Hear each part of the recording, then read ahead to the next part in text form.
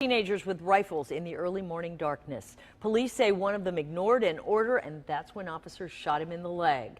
9 on your side's Tom McKee has new information on the case.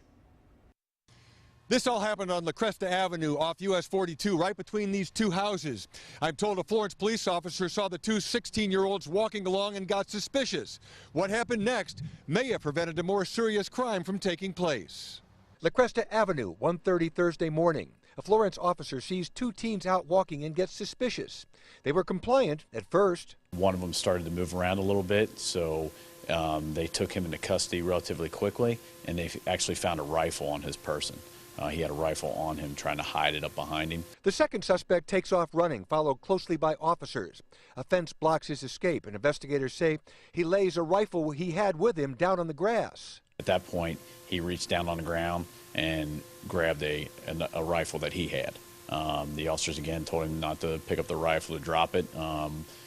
Shots were fired from our officers. Shots fired. Shots fired.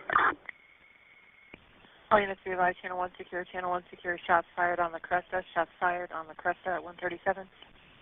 Send the squad. 10-4.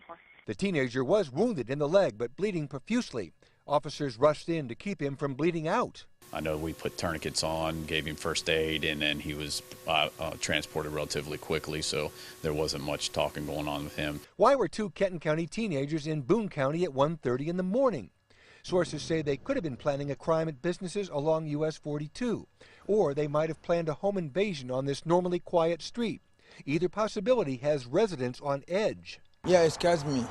It scares me because of the guns, and it scares me a lot because, you know, maybe they can even come to this house or something. So, yeah, I was kind of scared. This is the third shooting in 5 months here in Florence, two of them coming when officers fired at suspects who refused to put rifles down upon command.